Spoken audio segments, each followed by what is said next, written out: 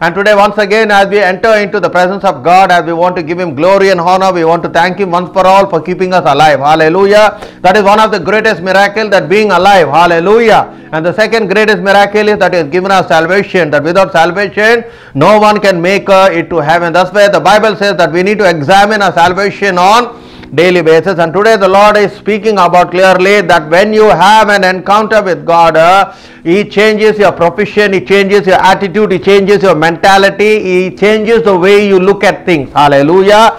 And that's why today God is speaking through each one of us, that when we have a true encounter with God, it does not only changes our life, but He also transforms His life into His image and into His likeness. From glory to glory, the Bible clearly says. That's what we see clearly. So let us today, we are going to meditate upon the Word of God. We are going to meditate so that you learn something. Hallelujah. And that's what's very much important. So the first person who we see in the Bible who had an encounter with God, and his life was totally changed and transformed. That's what I said, that when you have an encounter with God, your profession changes, your life changes, and everything in your life changes. Hallelujah. That's what when we have an encounter. That's what we see in the life of Moses. Hallelujah. When Moses had an encounter with God, his profession first changed. Second thing, his behavior also changed. Who is actually Moses? Clearly we all know that Moses grew up, he grew up in the house of Pharaoh. Hallelujah. We know that while he was a baby, we clearly know that he was picked up by the daughter of Pharaoh, and he grew up into the house of Pharaoh in Egypt, in the royal family. But what was his profession? Clearly, you know, one thing we need to understand, that's what I say, that when you have an encounter with God, it changes your profession. Hallelujah. In Acts chapter 7 verse 22, let us see what does the Word of God says in Acts chapter 7 and verse 22. Acts chapter 7 and verse 22.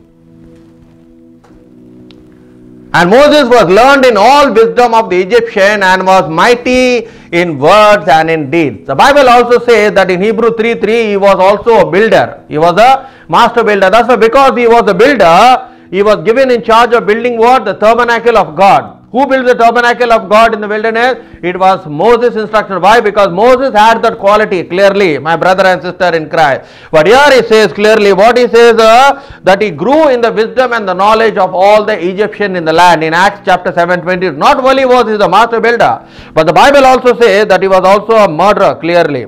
So if you look into Exodus chapter 2 and verse from 11 and 12, let us see what does it say.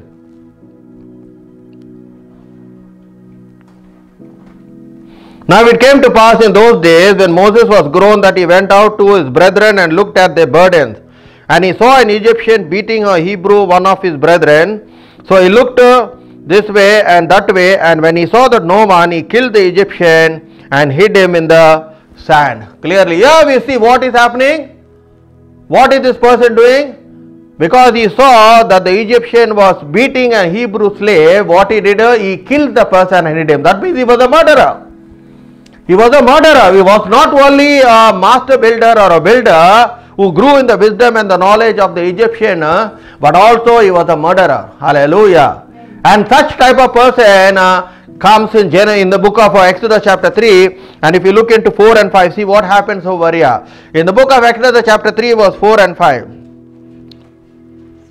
Okay, so when the Lord saw that he turned aside to look, God called to him from the midst of the bush and said, Moses, Moses. And he said, here I am. So let's see in the next verse. Then he said, do not draw near this place. Take your sandals off for the feet, for the place where you stand is holy ground. Here we see that Moses is having an encounter. God called him. Hallelujah. That's why when God chooses you, He does not look at your background. He does not look at your profession. He does not look whether you are a murderer or whatever your life is. Because the Bible says, for all have sinned and fall shortage of the glory of God. And here God is calling Moses way on Mount Sinai in a burning bush clearly. And here we see what happened, that he had an encounter with God. And when he had an encounter with God, his life was totally transformed. His life was totally changed. Hallelujah. And what type of a person did he become? What type of person did God make him? If we look into directly Numbers chapter 12 and verse 3, let us see what does the Word of God says. In the book of Numbers chapter 12 and verse 3. Now the man Moses was very humble, more than all the men who were on the face of the earth. Now God is telling, among all the men in the world, There is no person like Moses who is very humble. Now this person who had temper, this person who had anger, this person who had arrogance, I can say clearly, this person thought of himself who was even a murderer, who also had the wisdom, knowledge and understanding of the Egyptian civilization. But here God dealt with him and he just had an encounter with God on Mount Sinai. Clearly his life was totally changed. The glory of God came upon Moses' face, his face was shining. Not only that, the word of God says in Numbers chapter 12 verse 3 that Moses was a very humble, more than all the men on the face of the earth. Who is telling this? God is telling. God is telling to who? God is telling it to Aaron and to Miriam over there, because they brought an allegation against Moses' wife because he married an Ethiopian and a black woman. But here the Lord is telling he is such a humble person. That means God changed his life. His life was totally changed and transformed when he had an encounter with God on Mount Sinai. And that's what with my brother and sister in Christ, that it changes everything.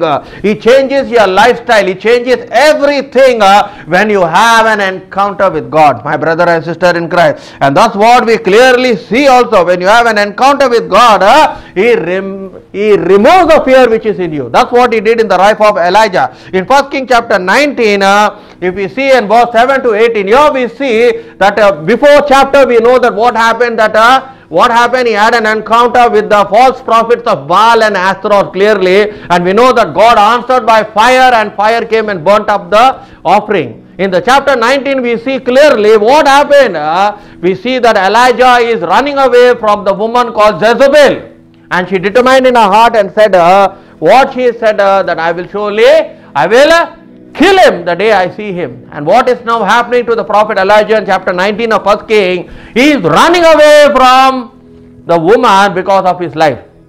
And now he is searching for God way, he is searching for God in the wrong places. He is searching in the fire, he is searching for the earthquake, he is searching in every different parts of the place. In 1 King chapter 19 we see, from verse 7 we see clearly onward. But the Bible says that when he was hiding in a cave, that's when he was able to listen to the voice of God in a small and a still voice. Hallelujah. Why God had to come and meet him in the cave? Why? Because this man is having fear in his heart. Hallelujah. And that is the strongest weapon of the devil, is to put fear in the children of God. Hallelujah. To put in the heart of the children of God, clearly, what does the devil put? So the devil puts fear. What does the devil do? The devil put fear in the heart of the children. Hallelujah. Children of God. And that's what it is. The weapon of the devil is to bring fear to the people. So your fear was there. With who? With the prophet Elijah. And because he had fear, God appeared to him. Hallelujah. And after that, the earthquake of fire, but the Lord was not in the fire, and after the fire a small still voice. Hallelujah. We see that Elijah the prophet, he had an encounter again, because he was running away, and God had to he had to meet God clearly. Why? Because God had to say that I am there with you, do not fear this woman Jezebel. And the Bible says that God spoke to him in a small and a still voice. Hallelujah. That's what we also see in the life of Paul. We see also in the life of Paul in Acts chapter 9. We know the life and the character of Paul. Paul was, what he is saying clearly, he was a blasphemer, he was a persecutor, he persecuted the children. Hallelujah. If we look into Acts chapter 9 verse 1 and 2, let us see what does the word of God clearly says. In Acts chapter 9 verse 1 and 2. Then Saul, still breathing threats and murders against the disciples of the Lord, he went to the high priest and asked letters from him to the synagogues of Damascus, so that if he found anyone who were of the way, whether men or women, that he might bring them bound to Jerusalem. What he says? And asked letters from him to the synagogues of Damascus, so that if he found anyone who were of the way. Who was the way? The people of the way. The people of the way were the one who followed Jesus. That's why before they were called Christians, they were known as the people of the way. Now why were they known as the people of the way? Because Jesus Christ in Gospel of John 14 verse 6, he said, I am the way, the life and the truth. Amen. But so during those times, Here we see clearly Paul is taking letters, and what is going is that he wants to persecute the people of the way. You see clearly, that's why they were known as the people of the way till Acts 11:26, where they were first time they were called what? In Antioch they were called Christians. Amen. When was they called Christians? In the Acts chapter 11:26 it says, is that time they were called Christians. So let us see in Acts chapter 11 and verse 26.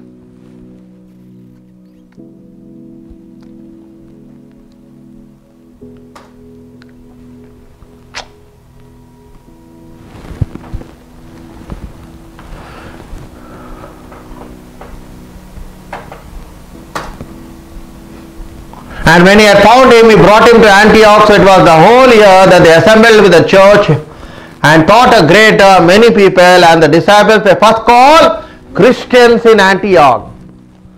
In 11th chapter they are called Christians, but in the 9th chapter they were known as the people of the way. So Paul started to persecute the people of the way till he had an encounter at the road of Damascus. Is that's where he sees Jesus. Hallelujah. And he says, why are you persecuting me? You see clearly. And what type of a person was this person? If you look in 1 Timothy chapter 1 verse 12 to 15, let's see what does he say of himself. In 1 Timothy chapter 1 verse 12 to 15. And I thank Christ Jesus the Lord, who has enabled me, because he counted me faithful, putting me into the ministry. Although I was a former blasphemer, a persecutor, and an insolent man, but obtained mercy because I did it ignorantly in unbelief. Hallelujah. And the grace of the Lord was exceeding abundantly with faith and love with in Jesus Christ. Here he is telling what type of a person was he. Clearly Paul is writing to Timothy and telling, what type of a person was I till I had an encounter with Jesus. Jesus changed his life or transformed his life. This person who was a persecutor, who was a blasphemer, who was jealous of the Torah, who was jealous for the law of his father, who was jealous for the Pentateuch, who was jealous for the Old Testament. When he had an encounter with Jesus, his life was totally transformed. Hallelujah.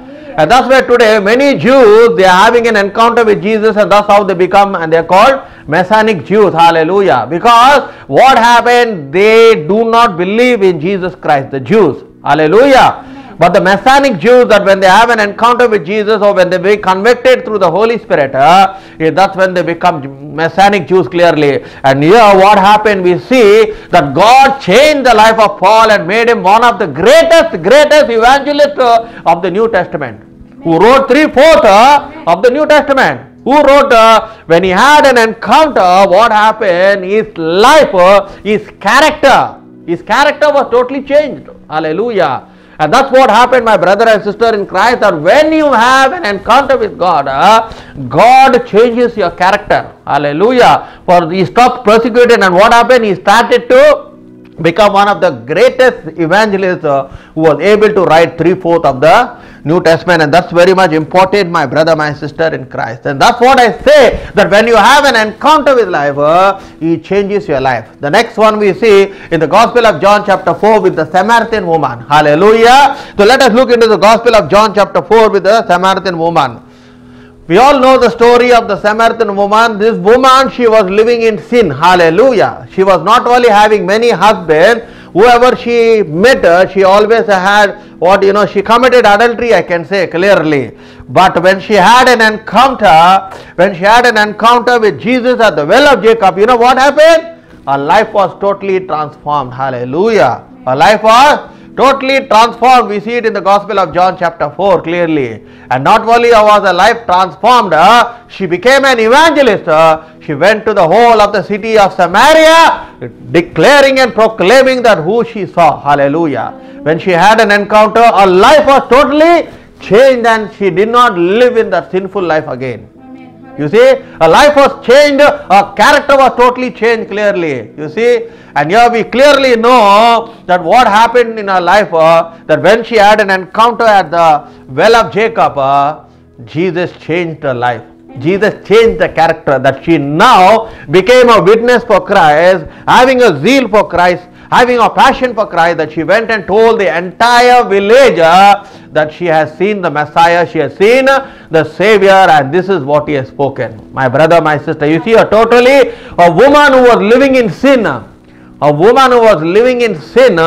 who was committing adultery, but when she had an encounter, her life was totally changed and her life was totally transformed. And that's what we also see with the person the person who was there at the pool of Bethsaida. If we look into the Gospel of John chapter 5, and let us read from verse 5 to 9 clearly.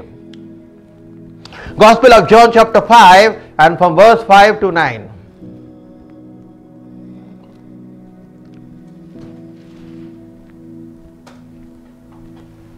Now a certain man was there who had an infirmity 38 years. When Jesus saw him lying there and knew that he already had been in that condition a long time, he said to him, "Do you want to be made well?" The sick man answered him, says, "Sir, I have no man to put me into the pool when the water is stirred up, but while I am coming, another steps down before me." Jesus said to him, "Rise up, take up your bed and walk." And immediately the man was made well, took his bed and walked, and that day was the Sabbath. Hallelujah. Here we see that this person, spirit of infirmity, and he could not walk. You see clearly. But when he had an encounter with Jesus Christ, after 30 years, my brother, my sister in Christ, God healed him totally of his sickness. Hallelujah. Amen. You see clearly, my brother, that's what happened. When you have an encounter with Jesus Christ, he removes your sickness. He removes your sickness. Now this person, it also mentioned how many years? It mentioned 38 years he was lying in that condition. Hallelujah. And Jesus Christ in the spirit, he knew of his condition. Amen. But the man did not know who Jesus was. He did not know who Jesus was, but Jesus Christ knew about his history. Hallelujah. But when the man had an encounter with Jesus, what happened? He received his healing. He is receiving his healing, and that's what we clearly see, my brother, my sister in Christ. So let us look into the Gospel of Luke chapter 13, verse 10 to 12. Let us see what does it says. In the Gospel of Luke chapter 13, verse 10 to 12. One of the synagogues on the Sabbath, and behold, there was a woman who had a spirit of infirmity 18 years and was bent over and could in no way raise herself up. But when Jesus saw her, he called her to him and said to her, "Woman, you are loosened from your infirmity." Clearly we see her. And when he laid his hand on her, and immediately she was made straight and glorified God. Now this woman is coming into the synagogue. Nowadays we have churches. But in those days we did not have churches during the time of Jesus Christ. The Jews, they went and they worshipped and they met together. They called synagogues, so they are known as marketplaces. And this woman was going every day for 18 years. 18 years this woman is going into the synagogue. You see clearly, until she had an encounter with Jesus Christ. What happened? Jesus Christ loosened her from that infirmity which she had for 18 years. That means here also we see that Jesus Christ was able to heal her, that she was being possessed by the devil. That's why when you have an encounter with God, what happened? You will be delivered. Amen. You will be delivered from every demonic activities. You will be delivered from every witchcraft power. Amen. You will be delivered from every divination. Amen. The Bible says that the devil bounded her for how many years? For 18 years she was bound. That means 18 years she was bending. People thought, oh, maybe because she is older, that's why she became bent like that. But the main cause of being bound like that was the devil. And Jesus Christ knew in the spirit, and what happened? He delivered her from the infirmity who she was bound for 18 years. And her life was totally changed and her life was totally transformed. Hallelujah. And that's what clearly, my brother and sister in Christ, and that's what, when you have an encounter with God, what happens? He heals you of your sickness. Amen. Hallelujah. That's why you must have an encounter with God. Amen. You must have an encounter with God to receive all these blessings. Hallelujah. And that's what clearly we see. Even with the woman with the blood issue, if you look into the Gospel of Luke chapter 8 and verse 43 to 46. Let us look at the woman with the blood issue in the Gospel of Luke chapter 8, 43 to 46. Gospel of Luke chapter 8, verse 43 to 46. Now a woman having a flow of blood for 12 years, who had spent all her livelihood on physicians and could not be healed by any, came from behind and touched the border of his garment, and immediately a flow of blood stopped. And Jesus said, "Who touched me?" When all denied it, Peter and those with him said, "Master, the multitude throng and press you." And he said, "Who touched me?" But Jesus said, "Somebody touched me, for I perceived power going out of me."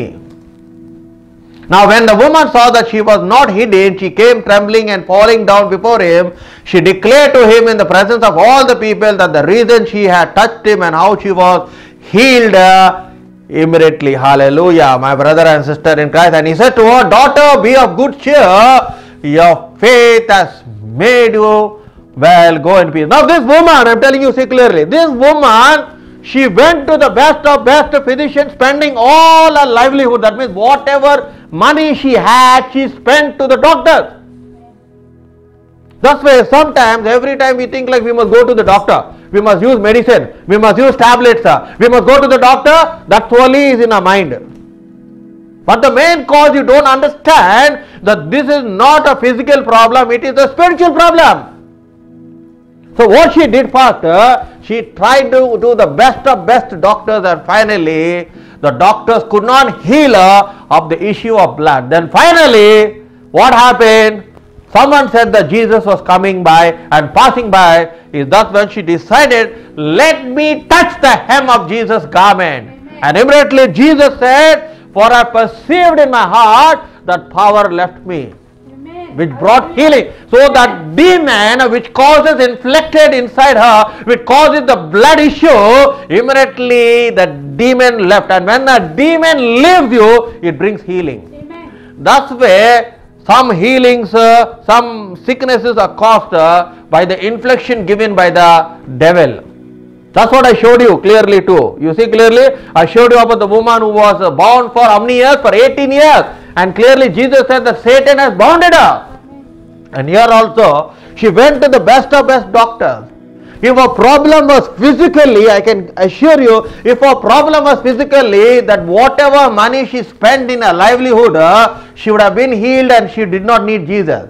But there is a time when she realized in her mind, I have tried the best of best doctors and the best of best physicians, let me now try the chief physician. So Jesus Christ is known as the chief physician. When she made up her mind and said, "Let me try, let me have an encounter with Jesus that it may heal me of my blood issue," and immediately the Bible says, immediately at that moment, she was healed, the Bible clearly says. You see, when she had an encounter, but till then, what she is doing, she is going to the best of best hospitals, she is going to the best of best physicians and doctors, and the Bible says that she spent all her livelihood, that means whatever saving she had or whatever money she had, she spent it everything on medicine. But it could not bring her healing. My brother, my sister in Christ. That's why Jesus Christ is known as the healer. Jesus Christ is the healer and he is the chief physician. Hallelujah. And when she realized a mistake, and said, "Let me now go and let me touch the hem of Jesus' garment," immediately the Bible says she received a healing free. Amen. That's why when you come to Jesus, you receive your healing free. You don't pay for it. You don't pay for a healing when you come to Jesus. Hallelujah. Hallelujah. Whoever pastors or whoever prophets says that if you want healing, come and pay this money, they are all number one crooks. Because healing is free for the body of Christ. Anointing of God is free in the body of Christ. But if anyone is asking you money, that if you pay this money, I will pray and God will heal you, he is the number one crook. Because here, she didn't have to pay anything for Jesus. She only believed and her faith was enough that she believed that if she just touched the hem of Jesus' garment, immediately what happened? That she received a healing, and immediately the Bible says that the blood stopped and she was healed immediately. He didn't say after one day. He said immediately. That means that minute she was healed. My brother, my sister in Christ. And that's what we see. We see that Jesus, when He comes and when you have encounter, He removes your sickness, your disease, whatever virus you are fearing or whatever virus you are suffering from, He will totally come and He will touch you and make you whole clearly, my brother and sister in Christ. We also look into the life of Zacchaeus. Let us look into the life of Zacchaeus in Luke chapter 19. Let us see about this person Zacchaeus. Hallelujah. In Luke chapter 19, let us see what does happen to this person clearly. The tax collector. Hallelujah. In the Luke chapter 19, verse 1 onwards. Let us read from verse 1 till 4. Then Jesus entered and passed through Jericho. Now behold, there was a man called Zacchaeus who was a chief tax collector, and he was rich, and he sought to see who Jesus was, but could not because of the crowd, for he was of short stature. He ran ahead and climbed into a sycamore tree to see him, for he was going to pass that way. Hallelujah. And when Jesus came to a place, he looked up and saw him and said to him, Zacchaeus, make haste and come down, for today I must stay at your home. Hallelujah. So he made a haste and came down and received him joyfully. But when they saw it, they all complained and said, he has gone to be a guest with a man who is a sinner.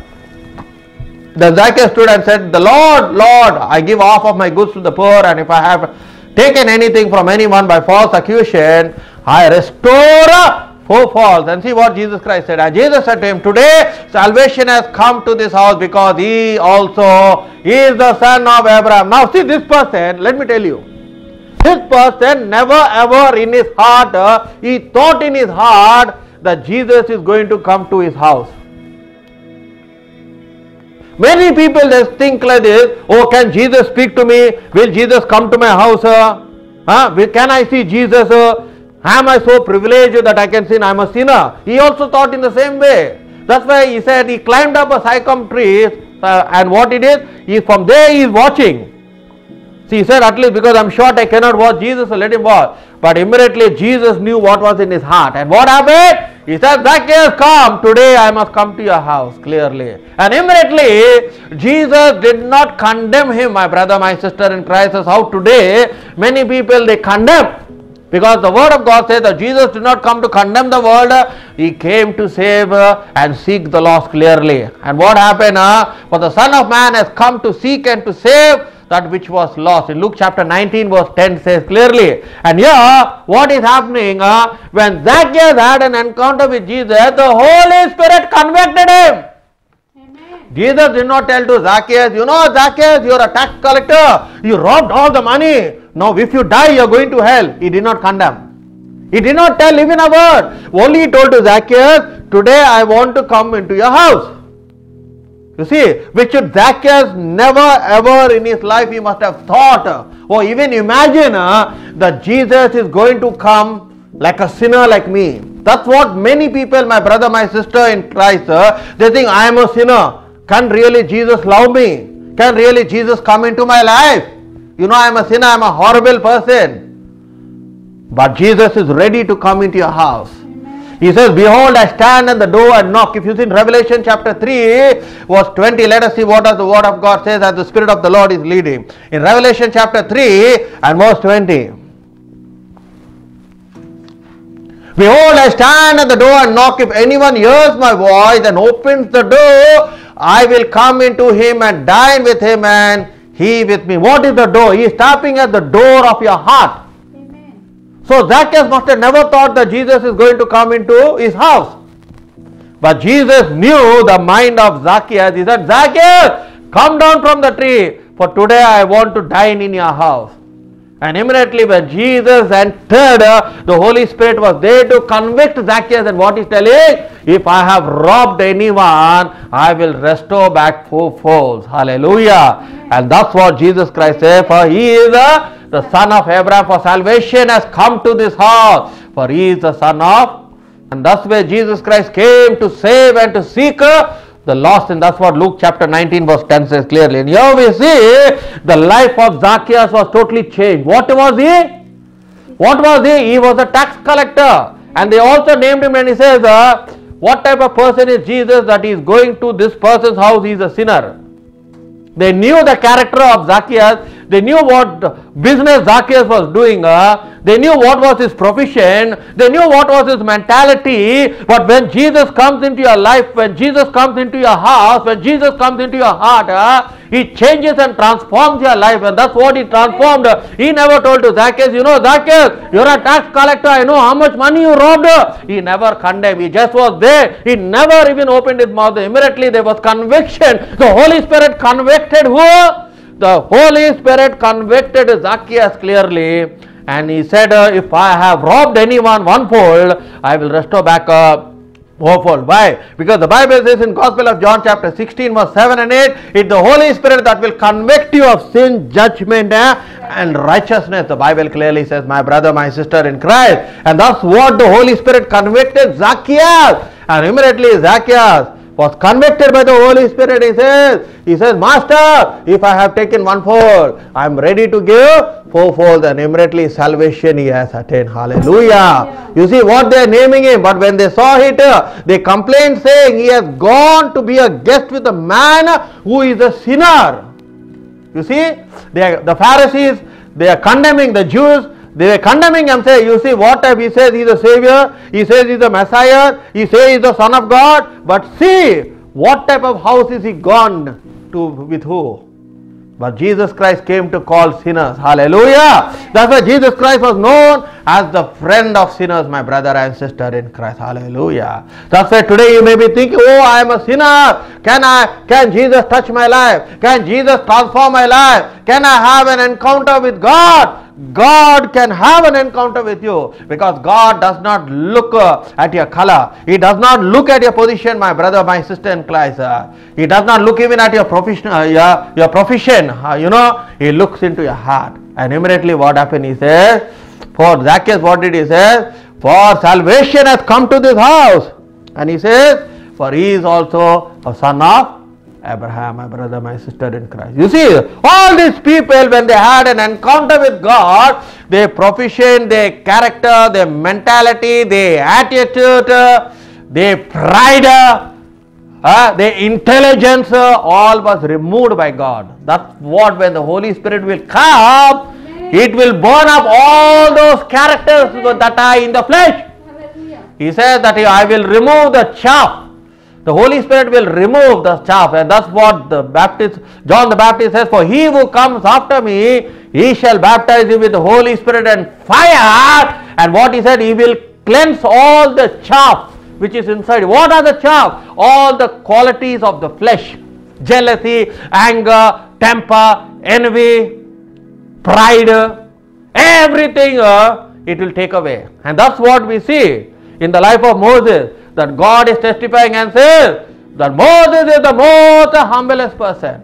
We all know in the life of Paul, when he had an encounter with God, his life was totally transformed, my brother, my sister in Christ. That he said, I am ready even to die for Jesus. Hallelujah. My brother and sister, the last four people who had an encounter, we all know, which happened on the day of Pentecost. Amen. On the day of Pentecost, what happened there? Only 120 people reached the upper room, my brother, my sister in Christ. Hallelujah. As we are nearing to Pentecost, hallelujah. What happened? Their life was totally transformed when they received the Holy Spirit in the upper room. Amen. Hallelujah. And among them was who? Peter.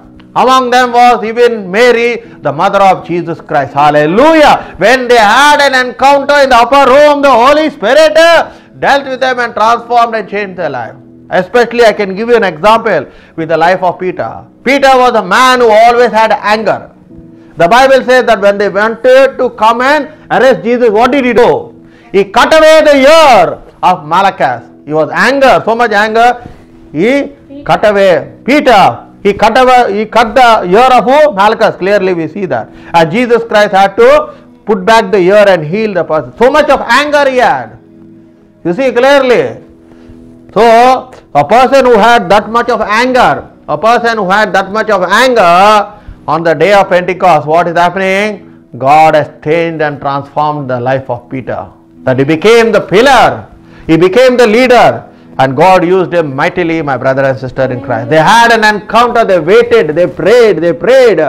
And finally God answered the prayer. He says after the 10th day, the Holy Spirit came upon them, tongues of fire, and the Spirit gave them utterance. Their life was totally transformed. Their life was totally changed. All the anger, the jealousy, the envy, the bitterness, everything left them. And they were used mightily for God. That's why even when they slapped them, even when they were beaten, they did not fight back. Amen. But during the time of Jesus Christ, what they did? They wanted to fight back. They said, Master, shall we call fire from heaven? And all these people be killed and destroyed. Like that life they had. And we know what Peter did. Peter cut off the ear of Malchus. He cut off the ear. He was so angry because when they came to arrest Jesus, he took the knife and immediately and he cut off the ear. That's a type of a person was Peter. But here we see in the day of Pentecost, their life was totally transformed. Their life was totally changed. Hallelujah.